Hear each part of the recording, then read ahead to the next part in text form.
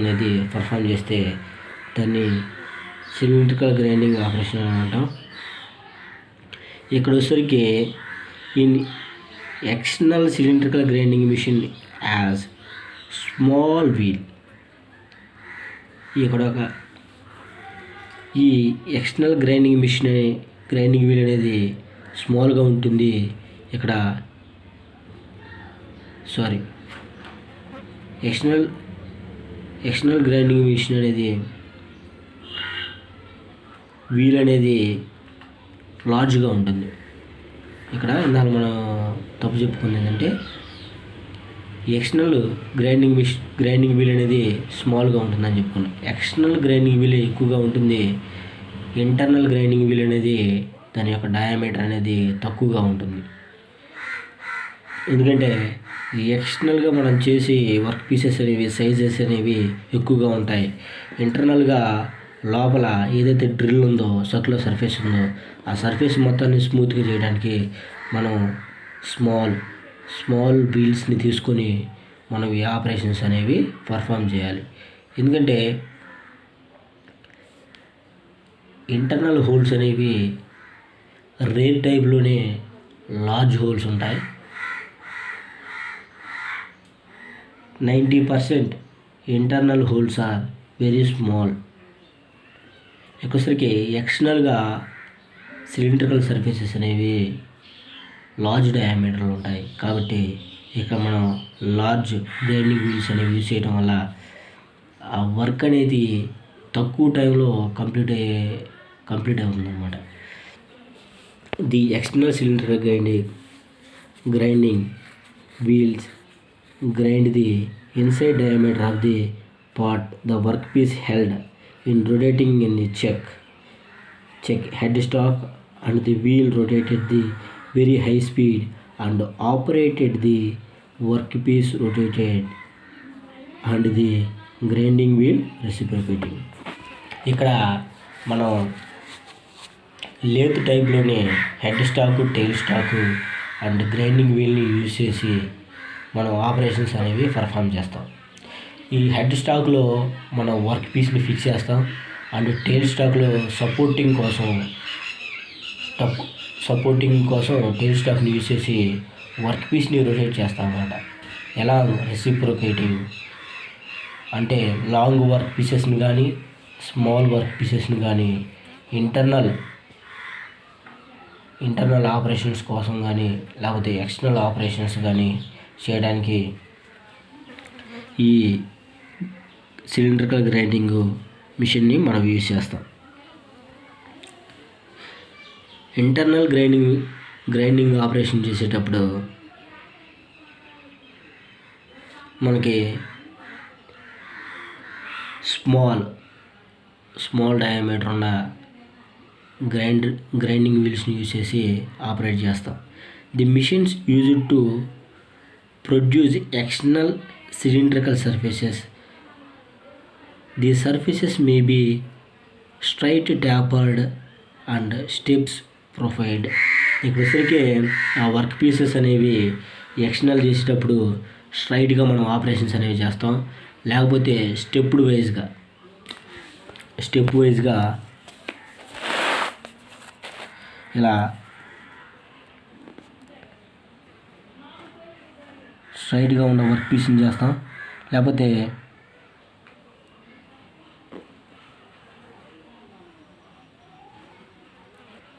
ఇలా స్టెప్గా ఉన్న వర్క్ పీసెస్ని కూడా మనం ఈ ఎక్స్టర్నల్ గ్రైండింగ్ మిషన్స్లో స్మూత్గా చేయడానికి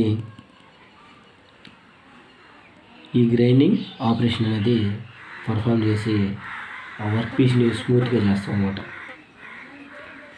In internal grinding machine is used to produce internal cylindrical surfaces. The surface may be straight, tapered and grooved. ఇక్కడొసరికి ఇంటర్నల్గా ఉండే వర్క్ పీసెస్ని స్ట్రైట్గా ట్యాపర్డ్గా ఉండదాన్ని నెక్స్ట్కి ఫ్లాట్ సర్ఫేసెస్ కానీ చేయడానికి ఇక్కడ డిఫరెంట్ టైప్ ఆఫ్ గ్రైండింగ్ వీల్స్ని మనం తయారు చేసుకుని అదే ట్యాపర్డ్ ఆపరేషన్ చేయడానికి ట్యాపర్డ్ గ్రైండింగ్ వీల్. అదే ఫ్లాట్ ఆపరేషన్ చేయడానికి సర్క్యులర్ గ్రైండింగ్ వీల్ని యూజ్ చేసి మనం ఈ ఆపరేషన్స్ అనేవి పర్ఫామ్ చేస్తాం. It is the line diagram of the cylindrical grinding machine. ఇక్కడ ఈ బేస్ని మనం ఎందుకు యూజ్ చేస్తామంటే ఈ base is supporting to the bearing of all part loads. ఈ యొక్క బేస్ని మనం ఎందుకు యూజ్ చేస్తామంటే ఈ యొక్క పార్ట్స్ అన్నిటినీ ఇది బేర్ చేయడానికి, నెక్స్ట్ వచ్చేసరికి దాని యొక్క లోడ్ మొత్తాన్ని ఇక్కడ ఇది భరిస్తుంది అనమాట. ఇక్కడ లోయర్ టేబుల్, దాని మీద the lower table based on the base. ఈ లోయర్ టేబుల్ని ప్లేస్డ్ ఆన్ ది బేస్. ఇక్కడ లోయర్ టేబుల్ని బేస్ మీద ప్లేస్ చేస్తాం, అప్పర్ టేబుల్ని లోయర్ టేబుల్ మీద ప్లేస్ చేస్తాం. ఇక్కడ వచ్చేసరికి హెడ్ స్టాకు ఇందాక మనం చెప్పుకున్నట్టు టెయిల్ స్టాక్ని యూజ్ చేసాం. ఇక్కడ ఇది వర్క్ పీస్. ఇక్కడ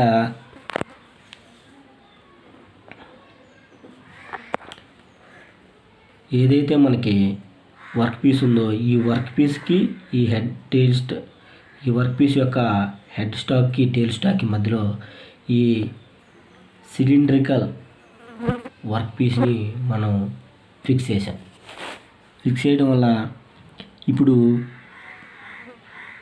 ఈ వర్క్ పీస్ అనేది క్లాక్ వైజ్ డైరెక్షన్లో తిరిగితే గ్రైండింగ్ వీల్ అనేది యాంటీ క్లాక్ వైజ్ డైరెక్షన్లో తిరగాలి. ఎందుకంటే ఒక ఆపరేషన్ అనేది పర్ఫార్మెన్స్ చేయాలంటే ఆపోజిట్ రియాక్షన్ ఉండాలి. కాబట్టి ఏదైనా ఒక యాక్షన్ జరగాలంటే దానికి ఆపోజిట్ యాక్షన్ ఉంటే అది ఒక ఆపరేషన్ అవుతుంది. ఇది క్లాక్ వైజ్ డైరెక్షన్లో తిరిగితే కటింగ్ అనేది జరగదు. సో వర్క్ పీస్ అనేది ఇలా క్లాక్ వైజ్ డైరెక్షన్లో తిరిగితే గ్రైండింగ్ వీల్ అనేది యాంటీ క్లాక్ వైజ్ డైరెక్షన్లో తిరగాలి. ఎందుకంటే ఇక్కడ టచ్ అయిన దగ్గర వర్క్ పీస్ అనేది రిమూవ్ అవుతుంది. అదే కటింగ్ టూల్ కూడా ఇదే డైరెక్షన్లో తిరిగితే ఇక్కడ ఫ్రిక్షన్ అనేది ప్రొడ్యూస్ అవ్వక, హీట్ అనేది జనరేట్ అవ్వక ఇక్కడ వర్క్ పీస్ అనేది రిమూవ్ అవ్వదు. సో ఒక వర్క్ పీస్ రిమూవ్ అవ్వాలంటే, వర్క్ పీస్ మీద ఉన్న లేయర్ అనేది రిమూవ్ అవ్వాలంటే మనకి opposite or anti clockwise డైరెక్షన్లో వీల్ని రొటేట్ చేయాలి. క్లాక్ వైజ్ డైరెక్షన్లో వర్క్ పీస్ని రొటేట్ చేస్తే యాంటీ క్లాక్ వైజ్ డైరెక్షన్లో రొటేట్ చేయాలి. అదే క్లాక్ వైజ్ డైరెక్షన్లో వర్క్ పీస్ అనేది రొటేట్ అయితే క్లాక్ వైజ్ డైరెక్షన్లో వీల్ అనేది రొటేట్ అయితే యాంటీ క్లాక్ వైజ్ డైరెక్షన్లో వర్క్ పీస్ అనేది రొటేట్ అవ్వాలి. ఇక్కడ వచ్చరికి హెడ్ స్టాక్ అనేది to hold the work piece. ఈ వర్క్ పీస్ని హోల్డ్ చేసుకోవడానికి or to support the work pieces support చేయడానికి కానీ ఈ హెడ్ స్టాక్ని మనం యూజ్ చేస్తాం. ఈ హెడ్ స్టాక్లో మోటార్ ఉంటుంది. మోటార్ గేర్స్ అనేవి ఫిక్స్ అయిపోయి ఉంటాయి. ఈ మోటార్ అనేది ఎందుకు యూజ్ చేస్తామంటే ఈ వర్క్ పీస్ని రొటేట్ చేయడానికి మనం ఈ యొక్క మోటార్ని యూజ్ చేస్తాం. ఈ గేర్ని మనం ఎందుకు యూజ్ చేస్తామంటే ఈ మోటార్ స్పీడ్ని, ఈ వర్క్ పీస్ యొక్క స్పీడ్ని ఇంక్రీజ్ చేసుకోవడానికి కానీ రిడ్యూస్ చేసుకోవడానికి కానీ ఈ యొక్క మోటార్ని మనం యూజ్ చేస్తాం. Next grinding wheel. ఇక్కడ ఈ గ్రైండింగ్ వీల్ని మనం ఎందుకు యూజ్ చేసామంటే to reduce the diameter of the work piece and flat or smooth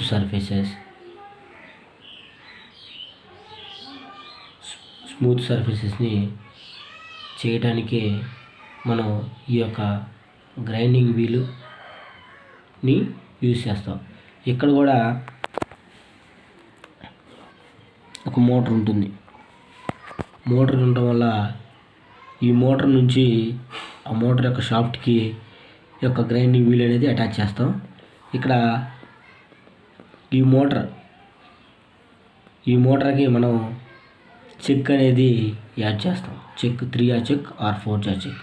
checks యొక్క యూజ్ ఏంటంటే to hold the work pieces. Chuck వల్ల యూజ్ ఏంటంటే to hold the work pieces. ఈ వర్క్ పీస్ని హోల్డ్ చేసుకోవడానికి మనం చెక్కుల్ని యూజ్ చేస్తాం. ఇక్కడ చెక్కుల్ని యూజ్ చేసి వర్క్ పీస్ని హోల్డ్ చేసుకుంటాం. ఇక్కడ వచ్చేసరికి ఈ వర్క్ పీస్ ఈ డైరెక్షన్ రొటేట్ అయితే, ఇక్కడ క్లాక్ వైజ్ డైరెక్షన్ రొటేట్ అయితే ఇది ఇలా anti clockwise direction rotate అవుతుంది.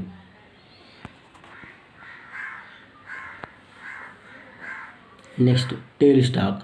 Tail stock is supporting the work piece and find the centre of the work piece. ఇక్కడ వచ్చరికి ఈ వర్క్ పీస్ని మనం ఎందుకు యూజ్ చేస్తామంటే to supported the work piece. Head stock వచ్చరికి hold the work piece and tail stock వచ్చరికి to support the work piece. ఇక్కడ ఈ సపోర్ట్ చేయడానికి ఇక్కడ మనం ఈ టెయిల్ స్టాక్ని యూజ్ చేస్తాం. And find out the centre. ఏదైనా ఒక వర్క్ పీస్కి సెంటర్ని ఫైండ్ అవుట్ చేయడానికి మనం ఈ టెయిల్ స్టాక్ని యూజ్ చేస్తాం. టెయిల్ స్టాక్ని యూజ్ చేసి ఇక్కడ మనం 1 mm to 10 mm థిక్నెస్ అనేది అట్ ఏ టైం 1 mm నుంచి 10 mm థిక్నెస్ అనేవి ఒక్కసారిగా మనం రిమూవ్ చేయొచ్చు అనమాట. ఆ యొక్క థిక్నెస్ని ఒక్కసారి 1 సెంటీమీటర్ థిక్నెస్ని మనం రెడ్యూస్ చేసుకోవచ్చు. ఎందుకంటే ఇవి హై పవర్ మిషన్స్. ఒక్కొక్కసారి ఇంకా ఎక్కువ ఇస్తే 1 to 5 mm ఇస్తే స్మూత్గా వస్తుంది. ఇంకా 1 to 10 mm ఇస్తే కొంచెం రఫ్గా వస్తుంది. 1 to 15 ఇస్తే ఇంకొంచెం రఫ్గా వస్తుంది. ఎందుకంటే స్మూత్గా రావడానికి ఒక వర్క్ పీస్ యొక్క థిక్నెస్ అనేది మనం తక్కువ రిమూవ్ చేస్తే వర్క్ పీస్ యొక్క సర్ఫేస్ ఫినిష్ అనేది గుడ్గా ఉంటుంది. అదే వర్క్ పీస్ యొక్క థిక్నెస్ అనేది మనం ఇంక్రీజ్ చేస్తే ఆ వర్క్ పీస్ యొక్క సర్ఫేస్ అనేది తగ్గుతుంది అన్నమాట. అంటే సర్ఫేస్ అనేది గుడ్గా రావాలంటే మనం థిక్నెస్ అనేది తక్కువ ఇవ్వాలి. సర్ఫేస్ అనేది బ్యాడ్గా రావాలంటే మనం ఆ వర్క్ పీస్ యొక్క రిమూవింగ్ థిక్నెస్ అనేది మనం ఎక్కువ ఇస్తే గుడ్ సర్ఫేస్ ఫినిష్ అనేది రాదు. ఇక్కడ head stock, tail stock, wheel head అనేది to use to insert the internal motors. ఇక్కడ ఇంటర్నల్గా మోటార్స్ని మనం ఇన్సర్ట్ చేసి మోటార్ని 2 HP or 3 HP 4 HP మోటార్స్ని యూజ్ చేసి మనం స్పీడ్ని ఇంక్రీజ్ చేసుకోవడం కానీ స్పీడ్ని రెడ్యూస్ చేసుకోవడం కానీ జరుగుతుంది. వచ్చేసరికి గ్రైండింగ్ వీల్ అనేది abrasive particles or diamond dust different type of మెటల్స్ని మనం యూజ్ చేసి వర్క్ పీస్ని మనకు కావాల్సిన విధంగా మనం ఈజీగా ప్రిపేర్ చేసుకోవచ్చు. ఎక్కువసరికి లోయరు, బేసు, అప్పర్ టేబుల్, ఈ టేబుల్స్ అనేవి సపోర్టెడ్ కోసం యూజ్ చేస్తాం. అలాగే మూమెంట్ కోసం కూడా యూజ్ చేస్తాం. ఈ టేబుల్ని యూజ్ చేసి ఈ యొక్క గ్రైండింగ్ వీల్ అనేది అప్పర్ టేబుల్ని యూజ్ చేసి ఏదైతే వీల్ హెడ్ ఉంటుందో ఆ వీల్ హెడ్ని ఇలా మనం మూవ్ చేసుకోవచ్చు. ఇలా ఓవరాల్ ఆపరేషన్ అనేది పర్ఫామ్ చేసుకోవచ్చు. ఇలా ఇంటర్నల్గా ఇప్పుడు మనం ఎక్స్టర్నల్గా ఆపరేషన్స్ అనేవి పర్ఫామ్ చేసాం. ఇక్కడ చూస్తే ఇంటర్నల్గా ఒక వీల్ని తీసేసుకొని ఆ వీల్ని ఇక్కడ ప్లేస్ చేస్తాం. ఇక్కడ ప్లేస్ చేసి ఈ వర్క్ పీస్ని ఇక్కడ హోల్డ్ చేస్తాం. ఈ చెక్స్లో ఈ హెడ్ స్టాక్ ఉన్న చెక్ని యూజ్ చేసి వర్క్ పీస్ని హోల్డ్ చేసుకొని ఏదైతే వీల్ హెడ్ ఉంటుందో వీల్ హెడ్ని ఫార్వర్డ్ అంటే ముందుకు మూవ్ చేస్తాం. మూవ్ చేసినప్పుడు ఆ యొక్క ఇంటర్నల్ సర్కిల్లో ఆ వర్క్ పీస్ని స్మూత్గా చేయడానికి ఈ యొక్క వీల్ అనేది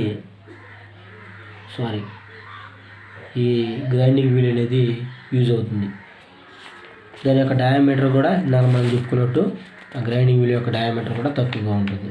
ఎందుకంటే 90% of diameters internal holes are very small. So we are using small diameter of the grinding wheels. It is the overall explanation of the grinding machines.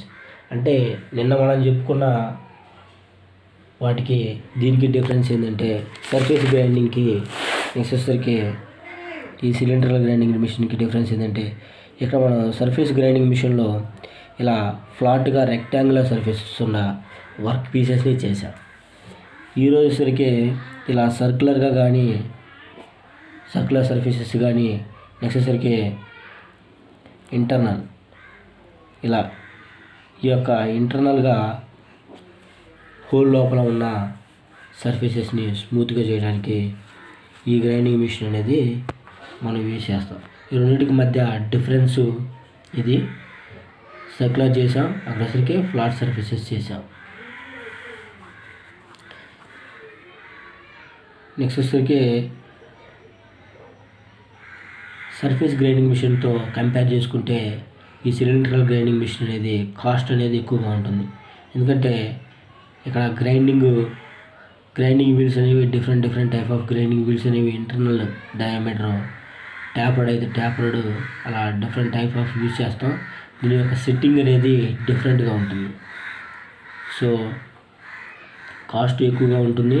Next వచ్చేసరికి నెంబర్ ఆఫ్ ఆపరేషన్స్ అనేవి prepare చేసుకోవచ్చు. ఎందుకంటే ఇక్కడ internal చేసుకోవచ్చు, external చేసుకోవచ్చు. So it is the difference between surface grinding machine and cylindrical grinding machine. Thank you.